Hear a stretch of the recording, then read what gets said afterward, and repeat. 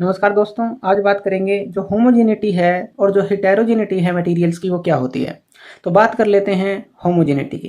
तो ये एक फंडामेंटल प्रॉपर्टी होती है किसी भी मटेरियल और सिस्टम की, जो कि काफ़ी फील्ड्स में भी काम आती है, जैसे फिजिक्स में, केमिस्ट्री में, इंजीनियरिंग में। इसका मतलब होता क्या है, जैसे हमने ये कोई सैंपल लिया, कोई भी सैंपल ले लीजिए, अगर इसकी कंपोजिशन देखें या स्ट्रक्चर देखें, अगर मटेरियल की बात करें तो यहाँ पर इसकी जो कंपोजिशन है अगर वो यूनिफॉर्म हो, यानी कि सबसे पहले इसके अंदर क्या होना चाहिए, यूनिफॉर्म कंपोजिशन इसकी होनी चाहिए, या फिर जो स्ट्रक्चर है इसका वो यूनिफॉर्म कंपोजिशन का कह लें वो होना चाहिए, जैसे इस सैंपल के अंदर हमें देखने को मिलता है। अब होमोजीनियस जो मटेरियल है, अगर सिंपल सी बात करें, या होमोजीनियस सिस्टम है, उसके पास हर एक पॉइंट पर, कोई भी पॉइंट ले लें इस सैंपल के अंदर, वहां पर जो प्रॉपर्टी मिलेंगी हमें बिल्कुल सेम मिलेंगी। मान लीजिए आप इस पॉइंट पर प्रॉपर्टी देखते हैं, इस पॉइंट पर प्रॉपर्टी देखते हैं, मान लीजिए इसको नंबर 1 दे दें, इसको नंबर 2 दे दें, इस पॉइंट पर प्रॉपर्टी देखते हैं, इसको नंबर 3 दे दें। तो ये जो किसी भी पॉइंट पर आप देख लें, जो प्रॉपर्टी होंगी वो बिल्कुल सेम होंगी। तो यहाँ पर हम लिख सकते हैं कि जो सेम प्रॉपर्टी होगी हर एक पॉइंट पर, कहीं पर भी ले लें, every point in the mixture कह लें, या कहें कि जो सिस्टम है उसके अंदर अगर हम देखें तो किसी भी पॉइंट पर हो, इसको हम होमोजिनिटी बोलते हैं। इसकी कुछ करैक्टरिस्टिक्स होती हैं। अब सबसे पहले जो होमोजीनियस इस तरह का सब्सटेंस होता है उसके पास इस तरह की कंसिस्टेंट प्रॉपर्टी होंगी। अब इसके अंदर क्या क्या आ जाता है, इसके अंदर आप ले सकते हैं कि जैसे जो डेंसिटी है वो चेंज नहीं होती, तो वो होमोजीनियस हो गई एक तरह की प्रॉपर्टी। इसी तरह से जो कलर हो गया वो भी चेंज नहीं होगा, तो यानी कि वो भी एक होमोजीनियस हो गई। इसी तरह से इसका टेक्सचर ले लें, तो ये जो सारी चीज़ें हैं ये हो गई हमारे पास होमोजीनियस, या यूनिफॉर्मिटी कह लें कि होमोजीनियस सब्सटेंस के पास ये कंसिस्टेंट प्रॉपर्टीज रहेंगी थ्रू आउट जो वॉल्यूम है, कहीं पर भी हम देख लें ये सेम ही रहेंगी। दूसरी बात कर लें कि इसका जो है कोई भी अलग फेस नहीं बनेगा, यानी कि जैसे ये जो है कोई भी सेपरेट और डिस्टिंक्ट रीजन हमें यहाँ पर देखने को नहीं मिलेगा। तो यहाँ पर कहीं पर भी आप देख लें अलग अलग तरह का कोई भी रीजन नहीं मिलेगा, क्योंकि सारे की प्रॉपर्टी सेम है। तो इसके अंदर कोई भी एक इस तरह का कोई भी अलग से हमें सेपरेट फेस देखने को नहीं मिलता। और ये जो काम करती है, ये जो हमने अभी बात की, ये अप्लाई होती है माइक्रोस्कोपिक स्केल पर भी।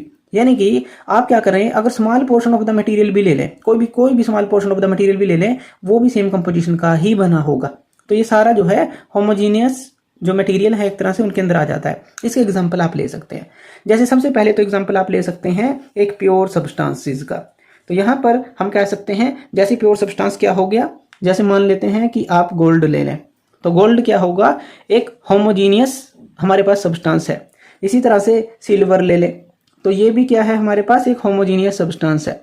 इसी तरह से हम कंपाउंड्स भी ले सकते हैं, जैसे वाटर ले लें। अब वाटर क्या होता है, H2O, इसको यही बोलते हैं हम H2O, यानी कि 2 हाइड्रोजन एक ऑक्सीजन से मिलकर बना है, तो ये कंपाउंड हो गया। इसी तरह से साल्ट ले लें, यानी कि NaCl, सोडियम क्लोराइड। तो ये जो सारे हैं ये होमोजीनियस हमारे पास सब्सटेंस होंगे, या कहें कि होमोजीनियस मटेरियल होंगे, क्योंकि इनकी जो प्रॉपर्टी है, जैसे हमने जो जो चीज़ें यहाँ पर बात की वो सेम रहेंगी हर एक पॉइंट पर। तो इसके अंदर प्योर सब्सटेंस आ गए, कंपाउंड आ गए, जैसे कि हमने ये देखा कि जो H2O है सोडियम क्लोराइड है। इसी तरह से सॉल्यूशंस को भी ले सकते हैं। ये तो प्योर सब्सटेंस की बात की हमने, ये क्या थे हमारे पास, प्योर सब्सटेंस। इसी तरह से हम ले सकते हैं जो हमारे पास सॉल्यूशंस हैं, जैसे कि हम बात कर लें यहाँ पर देखिए, ये अगर हम ले लें एक साल्ट का वाटर ले लें, साल्ट वाटर ले लें, या फिर इसकी जगह आप क्या ले सकते हैं, शुगर वाटर भी ले सकते हैं, शुगर वाटर। अब ये क्या हो गया, हमारे पास एक सोल्यूशन हो गया, लेकिन ये भी होमोजीनियस होगा अगर ये डिस्ट्रीब्यूट हो, साल्ट और शुगर के जो पार्टिकल हैं जिसको हम सोल्यूट बोलेंगे, distribute through out the solvent हो यूनिफॉर्मली। तो यहाँ पर भी जो है ये होमोजीनियस एक तरह से मिक्सचर बन जाएगा। इसी तरह से हम एलोए को भी ले सकते हैं। एलोएज क्या होते हैं, जैसे कि हम यहाँ पर ले लें, जैसे स्टील हो गया। अब स्टील क्या हो गया, एलोए हो गया। अब स्टील जो है किस किस से मिलकर बनता है, आयरन और कार्बन से मिलकर बनता है। तो आयरन प्लस कार्बन, अभी ये मान लेते हैं ये दोनों से ये मिलकर बनता है।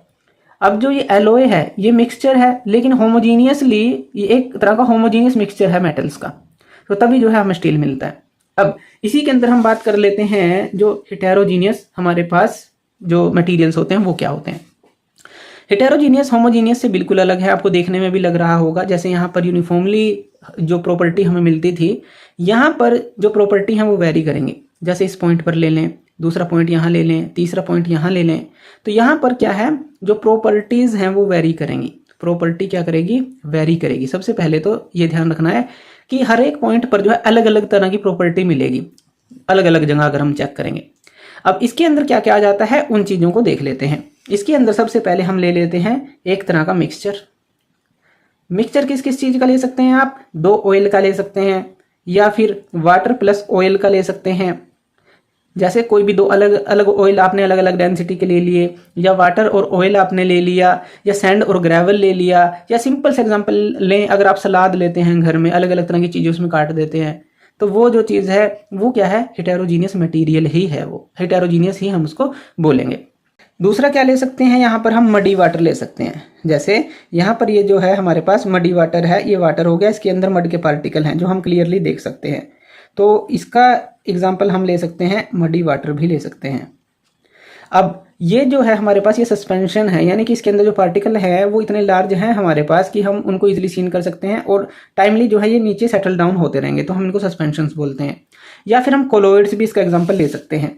कोलोइड्स का मतलब है, जैसे हम ले लें मिल्क को, मिल्क के अंदर क्या होता है, अगर हम देखें इसको, छोटे छोटे पार्ट के अंदर वाटर होगा, फैट होगा वाटर के अंदर, और प्रोटीन होगा। इस तरह से ये बना होगा वाटर फैट प्रोटीन का। तो ये क्या हो गया, हमारे पास कोलोइड्स हो गए, जैसे कि मिल्क हो गया, फोग हो गया। इनके अंदर जो पार्टिकल होते हैं, ये जो आता है इंटरमीडिएट इन साइज के पार्टिकल होते हैं, और ये सॉल्यूशंस और सस्पेंशन के बीच में हम मानते हैं कि इस तरह का इनका साइज होता है इन पार्टिकल्स का। तो ये हेटेरोजीनियस हमारे पास होते हैं। अब बात करें कि जो एप्लीकेशंस हैं होमोजिनिटी की, वो कहाँ कहाँ पर हमें मिलती हैं। तो इसका एग्जाम्पल हम ले सकते हैं केमिस्ट्री के अंदर। केमिस्ट्री में जैसे केमिकल रिएक्शंस हो गए, वहाँ पर जो होमोजीनियस मिक्सचर हैं वो रिएक्ट करते हैं मोर यूनिफॉर्मली इनकी प्रॉपर्टी के कारण देन हेटेरोजीनियस वन से, यानी कि हेटेरोजीनियस से ये होमोजीनियस जो हैं ये क्या करते हैं, यूनिफॉर्मली रिएक्ट करते हैं। इस तरह की रिएक्शंस हमें मिलती है। मटेरियल साइंस में इसका रोल आ जाता है, यानी कि होमोजिनिटी जो है, जैसे मटेरियल की प्रॉपर्टी है, जैसे स्ट्रेंथ, कंडक्टिविटी, ड्यूरेबिलिटी, वहाँ पर इसका रोल आ जाता है।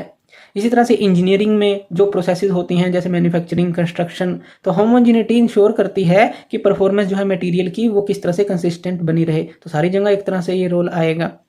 तो होमोजिनिटी जो है काफ़ी ज़रूरी है अगर हम बात करें, यानी कि उसका पता लगाना एक फंडामेंटल प्रॉपर्टी है जो हमें बताती है यूनिफॉर्म कंपोजिशन और स्ट्रक्चर ऑफ मटेरियल के बारे में या फिर सिस्टम्स के बारे में। होमोजिनिटी को अगर हम समझते हैं तो काफ़ी सारी इंजीनियरिंग एप्लीकेशन और साइंटिफिक जो एप्लीकेशंस हैं उनके अंदर हम इस चीज़ को लागू कर सकते हैं, और जो है हम उनके बिहेवियर, जो हमारे पास होमोजीनियस सब्सटेंस है, उनके बिहेवियर को, उनके प्रॉपर्टीज़ को समझ सकते हैं। तो होमोजिनिटी जो है हमने समझी, हेटेरोजिनिटी से किस तरह से अलग है ये हमने समझा। तो थैंक यू वीडियो देखने के लिए, और इसी तरह की वीडियोस के लिए आप हमारे चैनल लर्न एंड ग्रो पे हमें सब्सक्राइब कर सकते हैं। धन्यवाद।